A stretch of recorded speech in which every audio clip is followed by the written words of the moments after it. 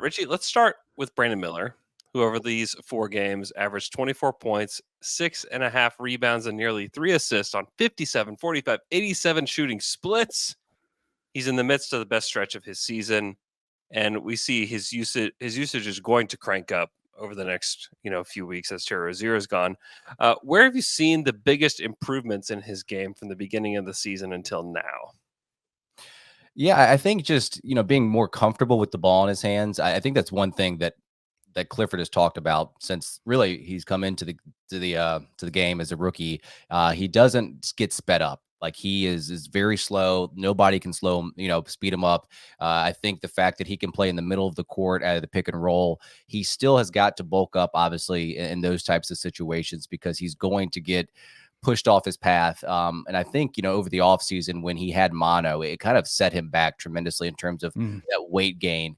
And so we keep pointing to the next offseason as, okay, maybe this is the offseason upcoming that Brandon Miller put on some weight.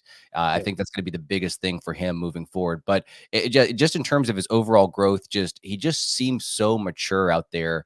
And, you know, like I said, like nobody can speed him up. He really is making shots from all over the court, above the break, in the middle of the court. He's got to get better at the rim, but I think that will come with time. And defensively, like he actually wants to defend. And this is a team that doesn't have a lot of good defenders. Like Cody Martin might be the one guy, but he's missed so much time this year, and he's coming back from an injury and try to work his way back in. So despite the fact that he does have like a wiry frame, he actually competes on that end of the court. So I would also say the defensive side too, just kind of showing up on that end. And for a team like, Clifford that coaches a team that is in the bottom 5 of defense, it's kind of sad to see, but at least he is at least buying in and wants to win and compete on that end. And I think that's the biggest thing that I'm seeing. So everyone saw the scenes of Hornets fans just devastated that Charlotte did not draft Scoot Henderson at 2. I'm assuming that sentiment has flipped and the Hornets fans are feeling pretty good about that decision.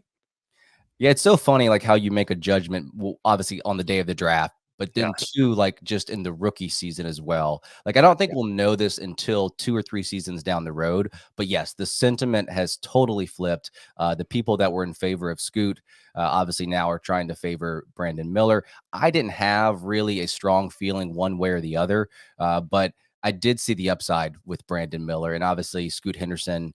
Maybe more recently he's done better, but he just hasn't shot the ball well for Portland. And Brandon Miller, is the pick that the Hornets fans are kind of rallying around, galvanizing with. And it's funny how people, they change their tune on these things.